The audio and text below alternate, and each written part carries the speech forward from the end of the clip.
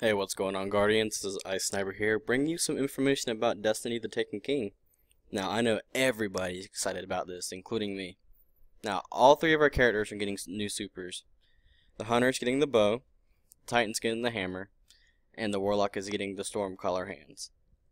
Now,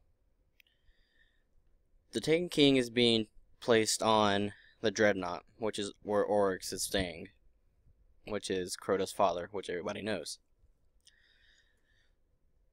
Oryx has this place called the Court of Oryx, where a series of bosses, through some tiers, will give you challenges. Now, there are 3 tiers, tier 1 being the easiest, and tier 3 being the hardest. Now, you'll see this guy right here. This is tier 1. This guy is tier 2. And back here somewhere, I can't see him, but there's another statue, that's tier 3. Now, you can't go into the Court of Oryx, because down here, under the staircase, and all the way around, there is basically like a green fire floor that you can't touch or you'll get damaged. To get into the Court of Oryx, you have to have this thing called a rune.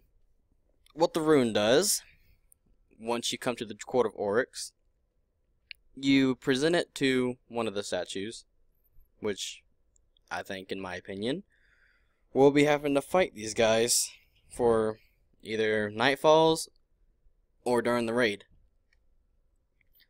But yeah, you present the rune to one of the statues, and then you go in here and you fight the tier 1 bosses, and there's 3 bosses in each tier. You can have 3 fire teams of 3, which is 9 people in total. And the person that presents the rune will, there's a little chest right here. The person that presents the rune will be able to get whatever in that chest.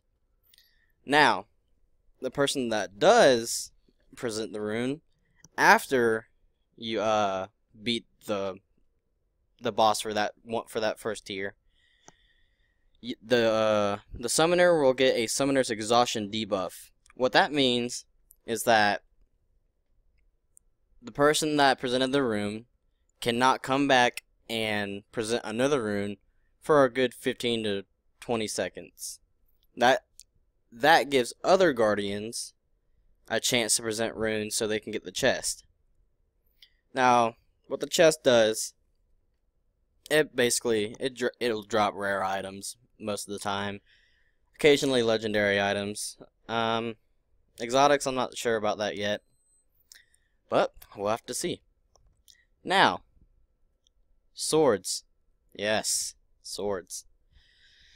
This is a huge upbringing in the Destiny world. Everybody wanted a sword, and Destiny responded with swords. Now, this is a screenshot from the Destiny Taken King live stream that was on Twitch.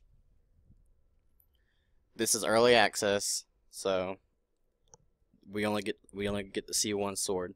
But this is Laced Up Lauren's exotic heavy sword. It's called the Raised Lighter, and it does solar damage and does 310 attack. Now, in my opinion, do you think the swords are going to be overpowered, or what? Let me know what you think in the comments below. But yeah, the swords take ammunition, and they all have perks, just like a regular heavy weapon. Now, Wormspores. These are another thing that is new to the Taken King. These are resource materials. Yes, resource materials. Just look at that poor thrall. Poor thrall.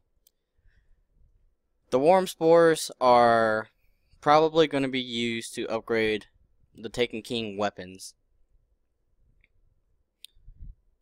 Yeah. Wormspores.